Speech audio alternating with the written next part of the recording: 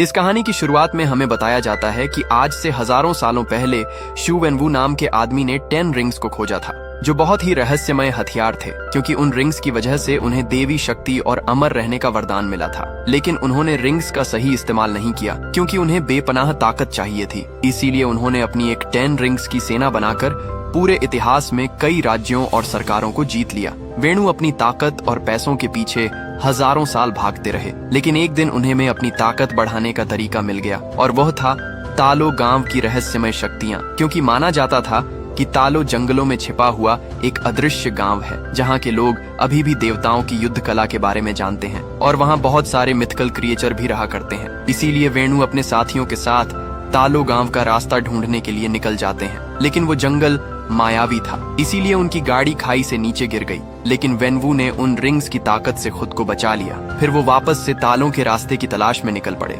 जहां उनकी मुलाकात यिंगली से हुई, जो तालों की गार्डियन थी। वेनवू ने उससे तालो गांव का रास्ता पूछा, लेकिन यिंगली ने उसे तालों का रास्ता बताने से मना कर दिया और कहा कि तालों में आपके लिए कोई जगह नहीं है। इसी बात को लेकर उन दोनों में लड़ाई शुरू हुई, लेकिन यिंगली ने तालों की शक्तियों से वेणु को हरा दिया। मगर इस लड़ाई में उन दोनों को एक दूसरे से प्यार हो गया, और उन दोनों के 2 बच्चे हुए। शंगची और श्यालिंग वेणु को अब अपना परिवार मिल गया था, इसीलिए उसने अब सब बुरे काम छोड़ दिए और उन रिंग्स को भी एक बॉक्स में बंद कर दिया। अब वो खुशी से रहने लगे थे। शांग अपनी माँ से पूछता है कि अगर डैड के रिंग्स इतने ताकतवर थे तो आपने उन्हें कैसे हरा दिया। तो यिंगली उसे बताती है कि जहां से मैं हूं वहां के सभी लोगों को महारक्षक ड्रैगन की जादुई शक्तियों का वरदान मिला है, और जिस पर हमारे ड्रैगन की कृपा होती है वह कहीं बड़े बड़े कारनामे कर सकता है। यिंगली अपने बेटे को एक लॉकेट देती है और उसे कहती है कि जब भी तुम्हें लगे कि तुम रास्ते से भटक गए हो तो तुम्हें घर का रास्ता दिखाएगा, इसीलिए हमेशा इसे अपने पास रखना। अभी इनका पूरा परिवार खुश था, लेकिन एक दिन जब वेणु घर पर नहीं थे तभी आयरन गैंग के लोग उनके घर पर आ गए। क्योंकि वेणु ने पहले उन्हें मिटाने की कोशिश की थी, इसलिए वह अब अपना बदला लेना चाहते थे। यह देखकर यिंगली ने शंगची और श्यालिंग को अंदर भेज देती है। फिर यिंगली आयरन गैंग का सामना करने के लिए तैयार हो जाती है, लेकिन अब यिंगली के पास अपनी पावर नहीं थी, क्योंकि उसने वेणु से शादी करने के लिए अपनी सारी शक्तियां त्याग दी थी। इसलिए वह आयरन गैंग का सामना नहीं कर पाती। वेणु जब घर आकर यिंगली की लाश देखता है तो अंदर से पूरी तरीके से टूट जाता है, और अब वो वापस उन रिंग्स को पहनकर नरसंहार करना शुरू कर देता है। अब वो शंगची को भी मार्शल आर्ट की ट्रेनिंग देना स्टार्ट कर देता है, और कुछ ही सालों में शंगची मार्शल आर्ट में माहिर हो जाता है। तो वेणु ने 14 साल की उम्र में आयरन गैंग के लीडर का मर्डर करने के लिए भेजते हैं। वो शंगची को कहते हैं कि हमने तुम्हारी माँ के कातिल को ढूंढ लिया है, इसलिए उसे खत्म करना तुम्हारा फर्ज भी है और हक भी। इसीलिए जब तुम वापस लौटोगे तो फिर से 10 रिंग्स के सामने दुनिया झुक जाएगी। फिर शंगची अपने मिशन पर निकल जाता है, लेकिन वो अपने मिशन को पूरा करने के बाद सेंट फ्रांसिस को भाग जाता है, क्योंकि उसे लगता था कि वो ये सब गलत कर रहा है, और अपना नाम बदलकर शोन रख लेता है। फिर हमें प्रेजेंट का सीन दिखाया जाता है, जहां शंग सुबह जल्दी उठकर केटी के घर की तरफ निकल जाता है, क्योंकि वो और केटी पिछले 10 सालों से काफी अच्छे दोस्त हैं, और अब वो साथ में कार पार्क करने का काम किया करते थे। एक दिन जब वो बस से अपने काम पर जा रहे होते हैं तो कुछ 10 रिंग्स आदमी के लोग उन पर हमला कर देते हैं, जिन्होंने शंगची के गले में लगे लॉकेट को लेने के लिए भेजा था। शांग उन्हें वो लॉकेट नहीं देना चाहता था, क्योंकि उसकी माँ की आखिरी निशानी थी। इसीलिए उस पर हमला कर देता है और उन सभी आदमियों को मार देता है। लेकिन तभी रेजर फिस्ट उस पर हमला कर देता है, क्योंकि रेजर फिस्ट 10 रिंग्स का सबसे खतरनाक योद्धा था, और उसकी तलवार किसी भी चीज को काट सकती थी। शंग उसके वार से बचता जाता है, लेकिन रेजर फिश की तलवार की वजह से उस बस के ब्रेक फेल हो जाते हैं, जिससे वो बस आउट ऑफ कंट्रोल हो जाती है, और बस ड्राइवर भी बेहोश हो जाता है। तो केटी बस को चलाने लगती है और शांग रेजर फिस्ट से लड़ने लगता है, लेकिन रेजर फिस्ट की तलवार की वजह से बस के 2 हिस्से हो जाते हैं। यह देखकर शांग सभी लोगों को दूसरी साइड पर ले जाता है, और वो रेजर फिस्ट को धक्का देकर बस के बैक साइड में पटक देता है, जिससे वो डिब्बा अलग होकर क्रैश हो जाता है। लेकिन रेजर फिस्ट शंगची से रॉकेट लेने में कामयाब हो गया था। फिर दिखाया जाता है कि जब शंग घर वापस आता है तो मकाओ जाने की तैयारी करने लगता है, क्योंकि उसे पता था कि उसकी माँ ने उसकी बहन को भी सेम लॉकेट दिया था, इसीलिए उसे हासिल करने के लिए उसके पीछे जरूर जाएंगे। केटी शांग से पूछती है कि ये सब क्या चल रहा है और तुम कौन हो। तो शांग उसे बताता है कि जिन गुंडों ने हम पर हमला किया था वो गुंडे मेरे डैड ने भेजे थे, और अब वो मेरी बहन पर अटैक करेंगे, इसीलिए अब मुझे जाना ही होगा, क्योंकि ये मेरी बहन का सवाल है। केटी से कहती है कि मैं भी तुम्हारे साथ चल रही हूँ। फिर वो दोनों प्लेन से मकाऊ जाने के लिए निकल जाते हैं, जहाँ रास्ते में शांग केटी को अपनी सारी स्टोरी बताता है, लेकिन उसे झूठ कहता है कि मैंने वो मिशन पूरा नहीं किया। वो दोनों मकाऊ पहुँचते हैं, जहाँ वो इलीगल फाइट क्लब में जाते हैं, क्योंकि शालिंग ने उसे जो पोस्ट कार्ड भेजा था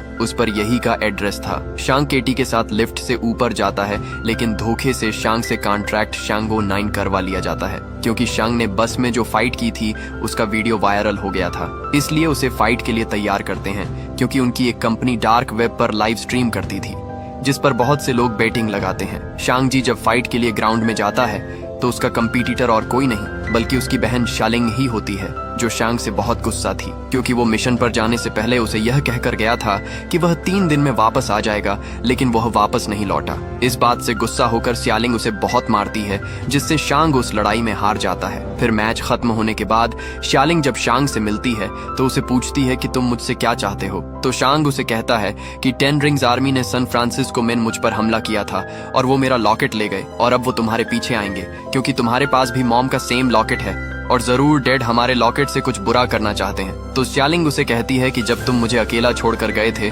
तब मुझे तुम्हारी जरूरत थी, लेकिन तुम नहीं लौटे तो मैं समझ गई कि मुझे तुम्हारी कोई जरूरत नहीं है और मैंने जगह अपने दम पर बनाना ही है, इसीलिए ना तो मुझे पहले तुम्हारी जरूरत थी और ना अब है। तो शांग उसे कहता है कि फिर तुमने मुझे वो पोस्ट कार्ड क्यों भेजा। तो शालिंग उसे कहती है कि ये पोस्ट कार्ड मैंने तुम्हें नहीं भेजा।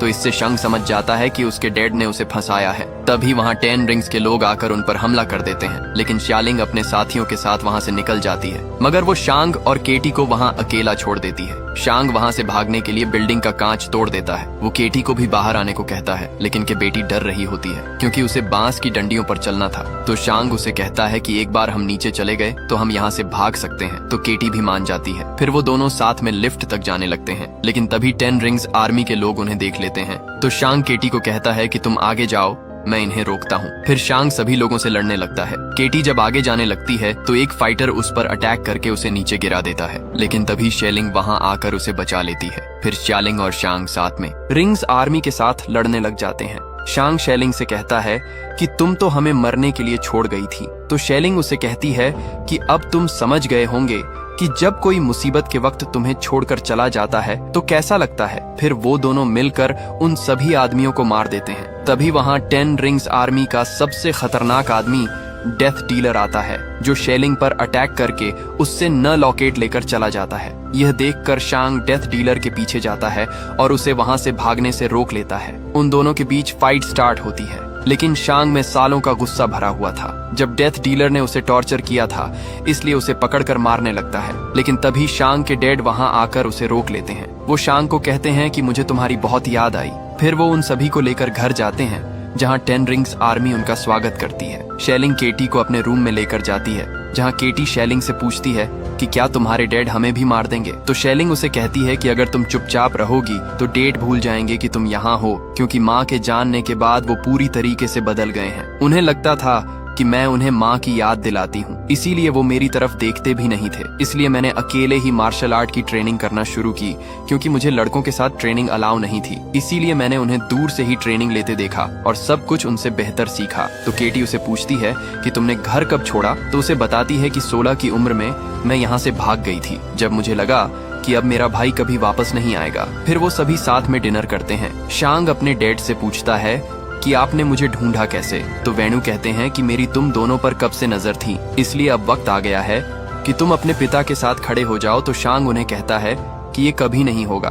तो वेणु उन्हें एक रूम में लेकर जाते हैं, जहां उन्हें कहते हैं कि जब तुम दोनों घर से भाग गए तो मुझे तुम्हारी माँ की याद और ज्यादा सताने लगी थी, इसलिए मैं उसके गांव तालों के बारे में और ज्यादा पढ़ने लगा, जिससे मुझे पता चला कि वहाँ पहाड़ों की गहराई में एक दरवाजा है, जिसके पीछे तुम्हारी माँ को तालों के लोगों ने कैद कर रखा है। तो शांग और शेलिन को उनकी बातों पर यकीन नहीं होता। तो वेणु कहते हैं कि पहले मुझे भी यकीन नहीं था, लेकिन जब मैंने एक दिन अपने काम में डूबा हुआ इस रूम में बैठा था, तब मुझे तुम्हारी माँ की आवाज सुनाई दी, जैसे कि वो बिल्कुल यहीं मौजूद हो। उसने कहा कि उसे मेरी मदद चाहिए। तो शांग उन्हें कहता है कि माँ के गांव वाले ऐसा क्यों करेंगे। तो वेणु उन्हें बताते हैं कि जब हमें प्यार हुआ तो तुम्हारी माँ चाहती थी कि हम तालों में साथ रहे, इसलिए उसने अपने बुजुर्गों से इजाजत मांगी, पर उन्होंने मना कर दिया। उन्होंने कहा कि मैं इस लायक नहीं हूँ। इससे वेणु को लगता है कि यिंगली आज भी जिंदा है, लेकिन तालों के लोगों ने उसे कैद कर रखा है। तो शांग अपने डैड को समझाता है कि मोम अब जा चुकी है। तो वेणु उन्हें होल में लेकर जाते हैं, जहाँ उनकी मोम के दिए हुए लॉकेट को जैसे ही ड्रैगन की आंखों में लगाते हैं तो उसमें से बहुत सारा पानी निकलकर अचानक से फ्रीज हो जाता है, और जब वो पानी जैसे ही नीचे गिरता है तो उसमें से एक रास्ता बनने लगता है। तो वेणु उन्हें बताते हैं कि तालों का रास्ता एक भूल भुलैया है, लेकिन जंगल के बीच एक सीधा रास्ता भी है जो साल में सिर्फ एक बार एकादशी के दिन खुलता है। लेकिन उसके लिए पता होना चाहिए कि रास्ता कब और कहाँ खुलेगा, और अब मुझे दोनों पता है। फिर वो अपनी पूरी 10 रिंग्स आर्मी को कहते हैं कि आज से 3 दिन बाद हम मेरी वाइफ को उसकी कैद से आजाद करवाकर घर वापस लाएंगे। फिर वो शांग से कहते हैं कि मैं इसलिए तुम्हें यहाँ लाया हूँ ताकि तुम अपनी माँ को घर लाने में मदद कर सको। तो शेलिंग उन्हें कहती है कि अगर गांव वालों ने आपको रोकने की कोशिश की तो आप क्या करेंगे। तो वेणु कहते हैं कि अगर उन्होंने ऐसा किया तो पूरा गांव जलकर खाक हो जाएगा। तो शांग उन्हें कहता है कि इन बेकार की बातों से आप मोम के गांव में नहीं घुस सकते। तो वेणु गुस्सा होकर शांग और शेलिंग पर अटैक कर देते हैं और उन्हें जेल में कैद करने का ऑर्डर दे देते हैं। वेणु जब अपने रूम में जाते हैं तो उन्हें वापस से यिंगली की आवाज सुनाई देती है। वो उन्हें कहती है कि हम सब जल्द एक साथ होने वाले हैं। वहीं शांग, शेलिंग और केटी को जेल में बंद कर दिया जाता है, जहां शांग उन दोनों को कहता है कि अगर हम डेट से पहले तालो नहीं पहुंचे तो फैमिली की बची कुची निशानियां भी खत्म कर देंगे। तभी उन्हें वहां कुछ आवाजें सुनाई देने लगती हैं, और जब वो उस तरफ जाते हैं तो देखते हैं कि वहां एक कलाकार होता है जिसका नाम ट्रेवर स्लेटरी होता है। ट्रेवर उन्हें अपनी स्टोरी बताता है कि कुछ समय पहले एक प्रोड्यूसर ने उसे टेररिस्ट का रोल दिया था, लेकिन वो ट्रेवर को बेवकूफ बना रहा था क्योंकि वो प्रोड्यूसर खुद ही एक टेररिस्ट था। इसलिए जब ट्रेवर ने टेररिस्ट का रोल किया तो पुलिस को लगा कि वो एक टेररिस्ट है, इसलिए उन्होंने उसे पकड़कर जेल में डाल दिया, और उसके बाद वेणु ने उसे वहां से छुड़वाया ताकि वो उसे मार सके। लेकिन जब ट्रेवर ने उनके सामने परफॉर्म किया तो उनका दिल पिघल गया, और तब से ही ट्रेवर उनके लिए हर हफ्ते शो करता है। तभी वहाँ एक मिथिकल क्रिएचर आ जाता है जिसे देखकर केटी और शांग काफी डर जाते हैं क्योंकि उसका सिर नहीं होता। तो ट्रेवर उन्हें बताता है कि ये मोरिस है और ये मुझसे बातें कर सकता है। फिर ट्रेवर उन्हें कहता है कि मोरिस कह रहा है कि ये तुम्हें जानता है क्योंकि ये तुम्हारी मोम के साथ तालों में बड़ा हुआ था, लेकिन तुम्हारे पिता ने मायावी जंगल में रास्ता ढूंढते वक्त इसे वहाँ से चुरा लिया था और अब ये चाहता है कि तुम इसे घर ले जाओ। तो शांग उन्हें कहता है कि अगर मेरे बस में होता तो मैं इसे वापस जरूर लेकर जाता, लेकिन मेरे डैड के हिसाब से वो रास्ता सिर्फ साल में एक ही बार खुलता है। तो ट्रेवर कहता है कि मोरिस कह रहा है कि यह तुम्हें अभी भी वहां लेकर जा सकता है और तुम उस भूल भुलिया को पार कर सकते हो, लेकिन यह बहुत खतरनाक है क्योंकि आज तक इसे कोई जीते जी पार नहीं कर पाया। तो केटी उसे कहती है कि हम यहाँ से कैसे निकलेंगे। तभी शेलिंग वहाँ सुरंग का रास्ता ढूंढ लेती है और वो शांग को बताती है कि डैड ने पूरे कॉम्प्लेक्शन की गाड़ी लेकर निकल जाते हैं, लेकिन गार्ड को इस बारे में पता चल जाता है, इसलिए वह वहाँ उन्हें रोकने के लिए आ जाते हैं। तो वो दूसरे रास्ते से वहाँ से भागने लगते हैं, लेकिन वो रास्ता सिर्फ फिंगरप्रिंट से ही खुलता था। इसलिए जब 10 रिंग्स आर्मी के लोग उन्हें रोकने की कोशिश करते हैं तो वो एक एक करके सबको मारने लगते हैं और एक आदमी की मदद से उस डोर को खोल लेते हैं, जिससे वो सेफली वहां से निकल जाते हैं। सुबह होते होते वो उस जंगल तक पहुंचते हैं। मोरिस उन्हें रास्ता बताता जाता है, जिससे वो उस मायावी जंगल से बचते हुए एक झरने तक पहुंचते हैं। जब वो जैसे ही झरने के अंदर जाते हैं तो वाटर एकदम फ्रीज हो जाता है और वो एक सीक्रेट रास्ते से सीधा तालों में पहुंचते हैं, जहां वो देखते हैं कि वहां बहुत सारे मिथिकल क्रिएचर होते हैं। फिर वो तालो गांव में पहुंचते हैं, जहां शांग सभी को अपना इंट्रोडक्शन देता है, लेकिन वो सब उनकी बात नहीं सुनते और उन पर अटैक करने लगते हैं। तभी वहां यिंगली की बहन यिंगनान आ जाती है, जो उन्हें ऐसा करने से रोक लेती है। वो शांग और शेलिंग से कहती है कि मैं तुम्हारी मौसी हूँ। वो उन दोनों से मिलकर बहुत खुश होती है। शांग यिंगनन को कहता है कि हमारे पास टाइम कम है क्योंकि हमारे डैड यहाँ अटैक करने के लिए आ रहे हैं। तो नान उन्हें अपने साथ नदी के किनारे लेकर जाती है, जहाँ उन्हें बताती है कि हम काले द्वार के रखवाले हैं और तुम्हारी दुनिया को उन बुराइयों से बचाते हैं जो इस द्वार के पीछे कैद है। तो शांग उन्हें कहता है कि हमारे डैड उसी द्वार को खोलने आ रहे हैं क्योंकि उन्हें लगता है कि माँ वहीं कैद है। तो नैन उनसे पूछती है कि उन्हें ऐसा क्यों लगता है। तो शेलिंग उन्हें बताती है कि उन्हें मदद मांगते हुए माँ की आवाज सुनाई देती है। तो फिर वो उन्हें तालों के इतिहास के बारे में बताती है कि हमारा गांव तालों की सृष्टि का एक छोटा सा हिस्सा है, लेकिन यह सृष्टि बहुत विशाल है क्योंकि यहाँ ऐसे शहर हैं जो पूरे ब्रह्मांड से बेहतर हैं। फिर वो उन्हें बताती है कि हजारों सालों पहले तक हमारे लोगों के बीच शांति और समृद्धि थी। लेकिन उस शांति को अंधेरे के हैवान ने भंग कर दिया, क्योंकि वो अपने साथ पूरी आत्मा भक्षक की फौज लाया था। उसके रास्ते में जो भी इंसान आता, उसकी फौज उसे निकल जाती और हर आत्मा के साथ उसकी शक्ति बढ़ती जाती, जिससे उसने हमारी दुनिया को खत्म कर दिया। फिर वो तुम्हारी दुनिया का विनाश करने के लिए आगे बढ़ा। तब तुम्हारी दुनिया को नष्ट होने से बचाने के लिए हमारे तालों के नेताओं ने अपने सबसे शूरवीर को भेजा, लेकिन हमारे पूर्वज उन काली शक्तियों के सामने नहीं टिक पाए। फिर एक दिन महारक्षक ड्रैगन ने हमारी मदद की और हमारी हार को जीत में बदल दिया। उन्होंने हमारे साथ मिलकर उस अंधेरे के हैवान और आत्मा भक्षकों की फौज को इस काले द्वार के पीछे बंद कर दिया,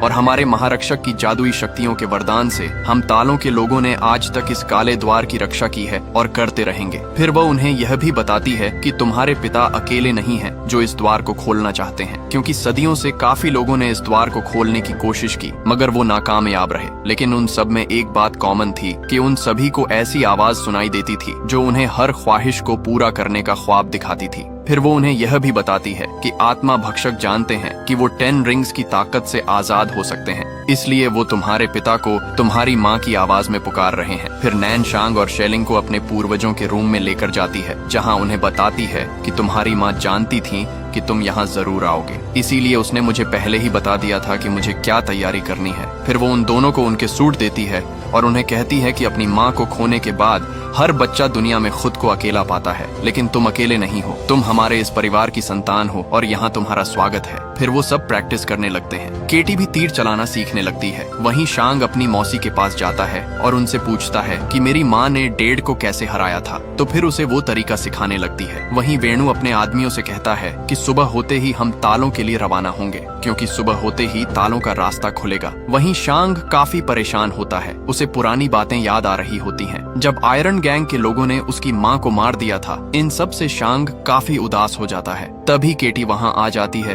तो शांग उसे कहता है कि मैंने तुमसे झूठ कहा था कि मैं अपनी माँ के कातिलों को नहीं मार पाया, क्योंकि मैंने सोचा था कि अगर मैं अपना नाम और पहचान बदल लूंगा तो शायद मैं वो भूल जाऊंगा जो हुआ था। लेकिन अगर आज मोम जिंदा होती तो वो मुझसे नफरत करती। तो केटी उसे कहती है कि इसमें तुम्हारी कोई गलती नहीं है, तुम्हारे डैड ने तुम्हें 7 साल की उम्र में किलर बनाना शुरू कर दिया था। तो शांग उसे कहता है कि मॉम की मौत के जिम्मेदार डैड है और अब वो उनका घर बर्बाद करने आ रहे हैं, इसलिए अब मैं उन्हें खत्म कर दूंगा, क्योंकि यही उन्होंने मुझे सिखाया है। इसीलिए शांग काफी सैड हुआ वहाँ से चला जाता है। फिर अगली सुबह सभी युद्ध के लिए तैयार हो जाते हैं और वेणु भी अपनी पूरी आर्मी के साथ वहाँ आ जाता है। वेणु शांग को कहते हैं कि तुम उन्हीं की मदद करने आ गए जिन्होंने तुम्हारी माँ को कैद किया है। तो नैन कहती है कि वो वहाँ नहीं है, वो एक हैवान है जो तुम्हें गुमराह करके सबका सर्वनाश करना चाहता है। तो वेणु उनकी बात नहीं सुनता और उन पर अटैक करने लगता है और उन सभी के बीच फाइट स्टार्ट होती है। वेणु उस द्वार को खोलने के लिए आगे बढ़ता है तो शांग उन्हें रोकने जाता है। तो वेणु से कहते हैं कि तुम मुझसे अकेले लड़ने की बेवकूफी करोगे। तो शांग उन्हें कहता है कि मैं आपसे नहीं डरता। फिर उस पर अटैक कर देते हैं और उसे कहते हैं कि तुम तो पूरी जिंदगी मुझसे डर कर भागते रहे, तुम वहीं थे जब वो तुम्हारी माँ को मारने आए, लेकिन तुमने कुछ नहीं किया। तो शांग उन्हें कहता है कि माँ के बाद हमें आपकी जरूरत थी, लेकिन आपने हमें छोड़कर उन रिंग्स को चुना। यह कहकर उन्हें मारने लगता है। फिर शांग उन्हें कहता है, क्या आपको लगता है कि माँ आपके पास वापस आ जाए, लेकिन क्या वो आप जैसे इंसान के पास वापस आना चाहेगी? तो इससे गुस्सा होकर शांग पर सारी रिंग से अटैक कर देते हैं, जिससे शांग दूर पानी के अंदर चला जाता है। फिर वेणु उस द्वार की तरफ बढ़ते हैं, क्योंकि अभी भी उन्हें यिंग ली की मदद मांगती हुई आवाजें सुनाई दे रही थीं। वो उस द्वार को तोड़ने के लिए रिंग से अटैक करने लगते हैं, जिससे उस द्वार में से आत्मा भक्षक भान निकलने लगते हैं। शेलिंग सभी को कहती है कि अगर हम साथ मिलकर नहीं लड़े तो सब के सब मारे जाएंगे, क्योंकि तुम्हारे हथियार उनके सामने बेकार हैं। तो रेजर फिस्ट उन्हें कहता है कि हमें तुम्हारी मदद नहीं चाहिए, हम 10 रिंग्स हैं। तभी आत्मा भक्षक डेड डीलर की आत्मा को निकालकर उसे मार देता है। 10 रिंग के लोग उसे बचाने की बहुत कोशिश करते हैं, लेकिन उनके हथियारों का उस पर कुछ असर नहीं होता। आत्मा भक्षक रेजर फिस्ट पर भी हमला कर देते हैं, लेकिन नैन उसे अपने हथियार की मदद से बचा लेती है, क्योंकि सिर्फ तालों के हथियारों से ही उन्हें मारा जा सकता था, क्योंकि उनके हथियारों पर ड्रैगन की खाल लगी हुई थी। इससे अब रेजर फिस्ट भी समझ जाता है कि वो अकेले उनका सामना नहीं कर सकते, इसीलिए उनका साथ देने के लिए तैयार हो जाते हैं। वहीं वह आत्मा भक्षक आत्माओं को लेकर काले द्वार के पीछे जा रहे होते हैं, ताकि वह अंधेरे के हैवान की ताकत बढ़ा सके।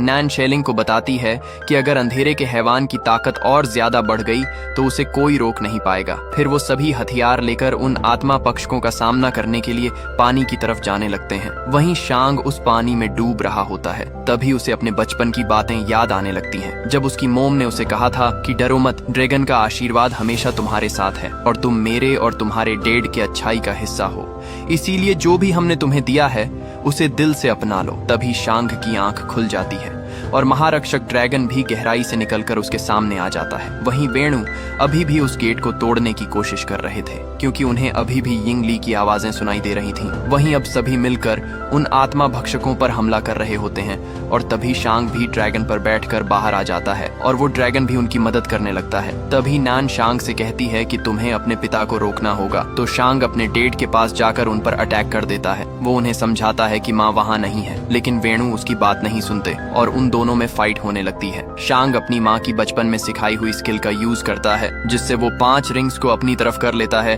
और वो वापस फाइट करने लगते हैं। वेणु वो अपनी 5 रिंग से शांग पर अटैक कर देते हैं, लेकिन शांग ची भी खुद को रिंग की मदद से बचा लेता है और अब वो सारी रिंग्स को अपने वश में कर लेता है। लेकिन वो अपने डेड पर उन रिंग से अटैक नहीं करता और उन्हें नीचे फेंक देता है। वेणु शांग से कहते हैं कि मुझे उसे बचाना ही होगा क्योंकि वो मुझे पुकार रही है। तो शांग उन्हें कहता है कि काश ये सच होता। तभी अंधेरे का हैवान बाहर आ जाता है और वो वेणु और शांग के ऊपर अटैक करने लगता है, लेकिन वेणु उन रिंग्स की मदद से शांग को बचा लेते हैं। लेकिन वो ड्रैगन वेणु को पकड़ लेता है और वो उनकी सोल को खींचने लगता है। अब वेणु भी समझ गए थे कि वो गलत था, इसीलिए अपनी रिंग्स को शांग को दे देता है और उस ड्रैगन के हाथों मारे जाते हैं। तभी वो हैवान शांग पर अटैक करने लगता है, लेकिन तभी शेलिंग ड्रैगन पर बैठकर अंधेरे के हैवान पर अटैक कर देती है, जिससे वो हैवान इंसर्ट हो जाता है। क्योंकि अभी उसकी शक्तियां कम थीं, इसीलिए वो और लोगों की सोल खींचने के लिए गांव की तरफ बढ़ने लगता है। यह देखकर शांग उस काले द्वार को पत्थरों की मदद से बंद कर देता है और ड्रैगन पर बैठकर गांव की तरफ बढ़ने लगता है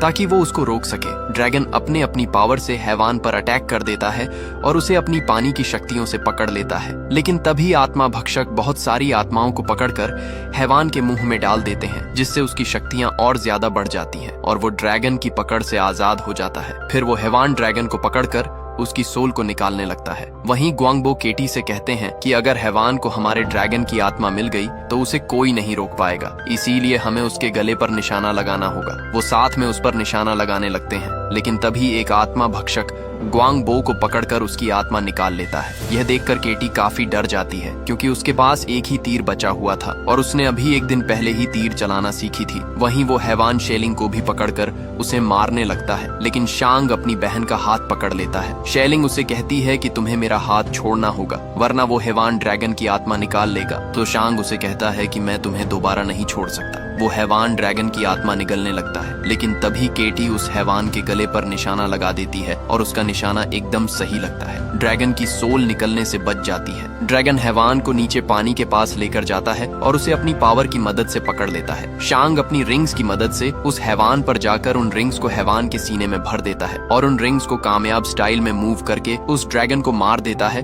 जिससे सारे आत्मा भक्षक भी मर जाते हैं। फिर ड्रैगन शेलिंग और शांग को लेकर किनारे पर आ जाता है, लेकिन इस लड़ाई में बहुत से लोग मारे जाते हैं। फिर रात को वो उन सभी लोगों को सम्मान देते हैं जिनकी वजह से उन्होंने नया सवेरा देखा था और अब वो ड्रैगन वापस आसमान में लौट जाता है, क्योंकि अब अंधेरे के हैवान का अंत हो चुका था। फिर हमें दिखाया जाता है कि शांग और केटी वापस सैन फ्रांसिस्को जाकर अपनी ये स्टोरी अपने दोस्तों को सुना रहे होते हैं, लेकिन उन्हें उनकी बातों पर यकीन नहीं होता और उनसे पूछते हैं कि अगर यह सच है तो तुम्हारी बहन कहाँ गई। तो शांग उन्हें कहता है कि वो तो घर गई है मेरे डैड के गैर कानूनी धंधे बंद करवाने के लिए, लेकिन उन्हें उनकी बातों पर यकीन नहीं होता। तभी वहाँ वंग उन्हें लेने के लिए आ जाते हैं। वंग शांग से पूछता है कि क्या तुम्हारे पास अभी भी वो रिंग्स हैं? तो रिप्लाई में शांग उन्हें कहता है कि अभी भी मेरे पास वो रिंग्स है। फिर शांग और केटी वंग के साथ वहाँ से चले जाते हैं। ये देखकर वहाँ सभी शॉक्ड हो जाते हैं और यहीं पर ये मूवी एंड हो जाती है।